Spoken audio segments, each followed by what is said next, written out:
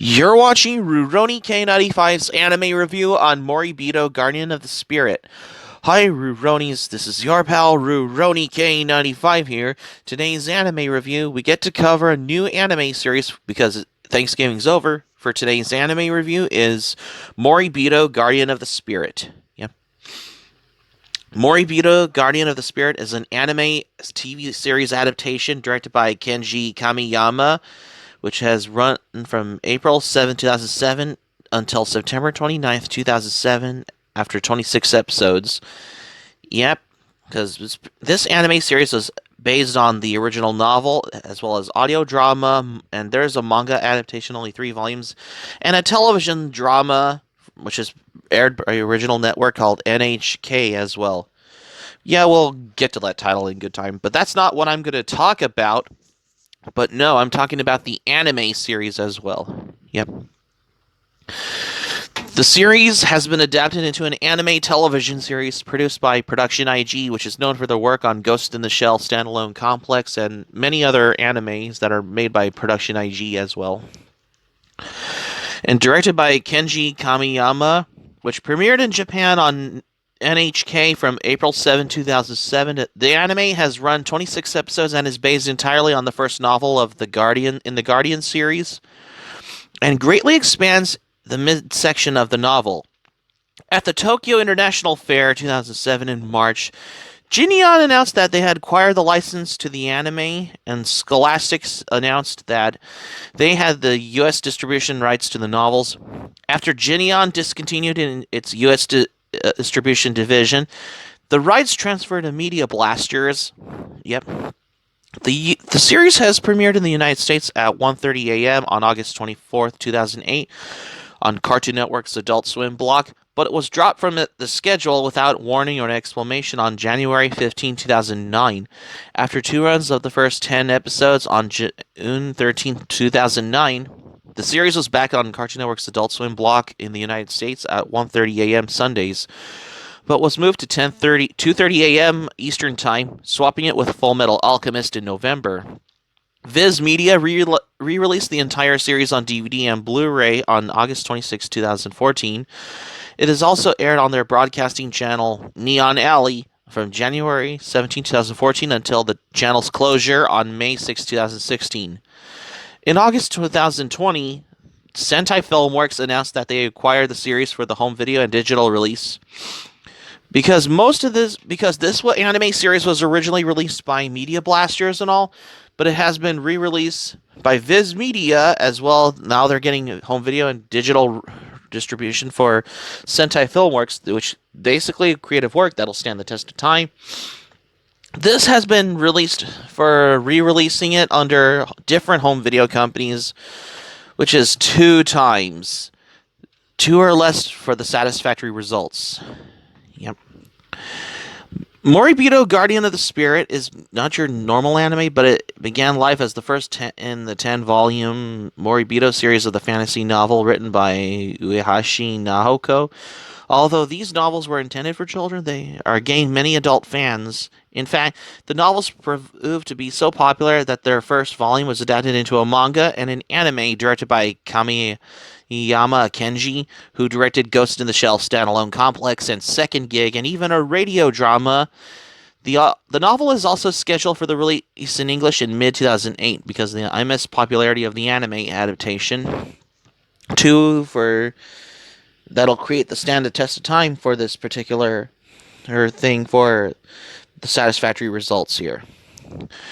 I mean, Moribito, Guardian of the Spirit has some smoothest and most fluid animation of any anime produced over the last few years. Production IG managed to produce one of the best looking anime of 2007 and with it managed to introduce one of the most unique and interesting female leads in anime.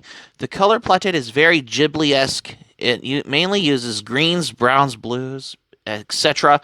But Production IG has made good use of them for the characters and environments, and overall effects gives the show a feeling more reminiscent of Princess Mononoke Hime or Gendo Gito Senki than anything else. Yep. Character designs are exceptional throughout the show. Most especially the main and immediate supporting characters, Balsa is expectedly well designed and far more realistic than in many other female fantasy female leads. Her character is fairly muscular and stocky, without the extremely toned muscles shown in most other fantasies. Facially too, the designers went for the realism more than anything else. But she's not beautiful. Balsa is not beautiful, but not ugly either. She's plain in a sense, and is most definitely a woman, not a girl, as you would expect seeing it. Yep. The other characters are also designed very much with realism in mind, and this actually helps to pull the viewer into the show in a big way. It's also nice that to see that attention was paid to the animals in the show as well, and it makes a nice change to see a horse in the anime that actually looks like a real horse, particularly what you see in an anime series like Moribito as well. For the satisfactory, how the fantasy you expect in this anime. Yep. The one thing that should be mentioned here is the design influences. Many relate these series to China and Japan because of the very obvious visual references to those countries, especially the palace, the emperor, the ninjas, etc. However, this is really only a small part of the whole. In truth, say Rei no Moribito isn't simply based on China and Japan, but it's actually based on the greater Indo-Chinese region. In this particular Japanese anime adaptation, this is reflected in the differing facial structures, customs, practices, etc., that are seen in the show. Balsa and Jiguro are originally from Kanbal, a country that shows a number of elements of northern India, Kashmir, Nepal, and Tibet. This influence also extends to Balsa and Jiguro's fighting style, which is very different to that of the stories of other combatants. The background still sees the rural settings, even the mountainous regions and jungles are very clearly based on a region of Southeast Asia stretching from India to Japan, and it's a rarity to find this kind of scope or depth of detail in the anime. Yep. The animation quality throughout the show never really lets up, and the action sequences are especially impressive. The fights are swift and well executed, and the moments of the combatants is especially impressive.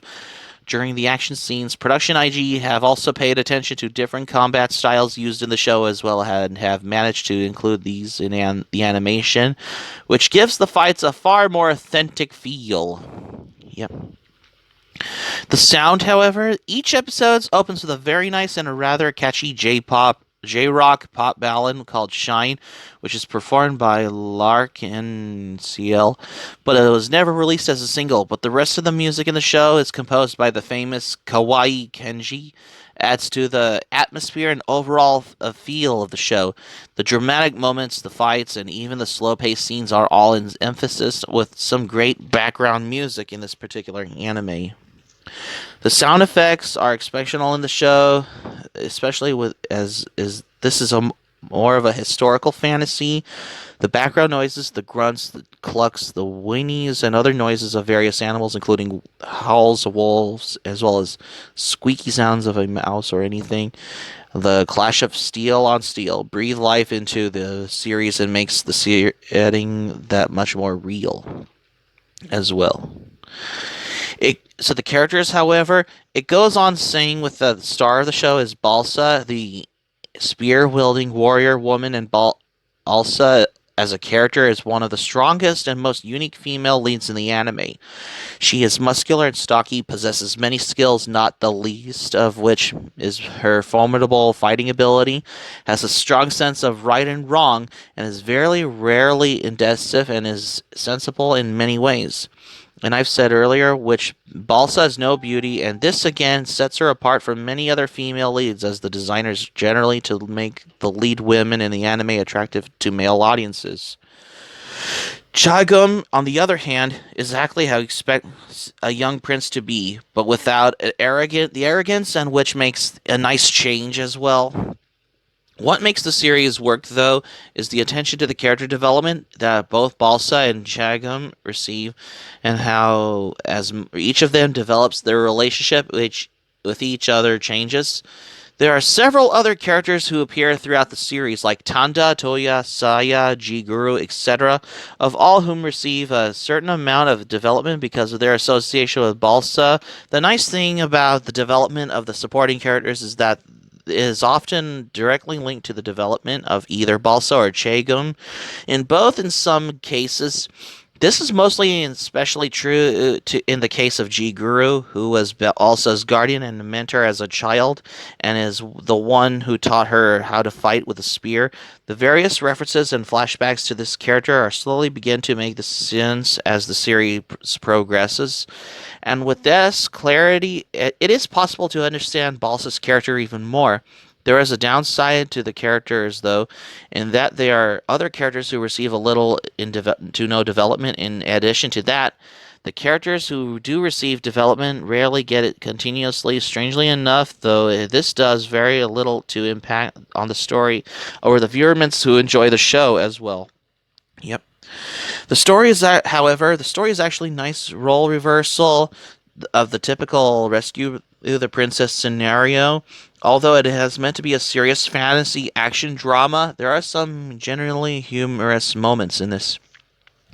The story flows at a nice steady pace throughout the series, and although it does slow down from time to time. These are effectually the times when the majority of the character developments happen. The premise was good on the whole, and although the story at times seems a little or like stock fantasy, there are enough differences as well as some great character development sound in the animation to make watching this a worthwhile experience as well. The enjoyment, this isn't a hard like these series, but it also can become very over dramatic. It doesn't focus on much action, and that gives up areas of the stories and never lets the story become so bland that you get so bored of watching. It's an interesting show to watch, and the pacing of the show as well as slowly delve into Alsa's past severe to ensure that you keep watching. Although the plot may be simplistic at times, this isn't really a show that suffers from it, especially as the show itself is more character driven than anything else. The main focus of the show, from beginning to end, are the characters. This is emphasized by the fact that the action and drama clearly takes second place of each of the characters. But overall, for the anime series Moribito, Guardian of the Spirit, however, I recommend this show to any Studio Ghibli fan or anyone else who likes shows like Claymore, Slayers, or even Rurouni Kenshin or Sword of the Stranger. It's extremely enjoyable example of how good a fantasy series can get if you do it right, and because of its characters, it will appeal to fans of many different genres. So the thing about the anime series Moribito, Guardian of the Spirits, because this anime did got home video release 3 times because it was originally released by Media Blasters, which is under Anime Works label, and then it was re-released for the entire series on DVD released by Viz Media, and now it's got a home video and digital distribution under Sentai Filmworks, which will create the stand of flowings of home video distribution rights for Moribito Guardian of the Spirits. This has done this 3 times for the less or satisfactory results. So that's going to be it for my anime review on Moribito, Guardian of the Spirit for today's anime review. Thank you for watching, but before we go, here's my thoughts on this anime review. I mean, it's been a while. I find this an absolute outstanding your fantasy action type anime because I know this was based on a novel. I mean, this has been released 3 times on every home video. First, it was released by Media Blasters, then second was released under Viz Media, and now it's going to be released under Sentai Filmworks, which has to the satisfactory results for home video. If you haven't seen it, check it out.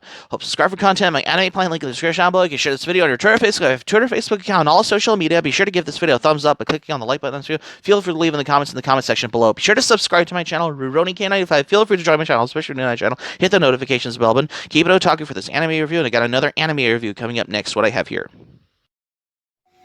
Stay tuned for my next anime review. I got another anime series which I'll review tomorrow, starting with my anime review on Saint Seiya Omega. Stay tuned for my next anime review on Saint Seiya Omega, because you won't want to miss another anime review.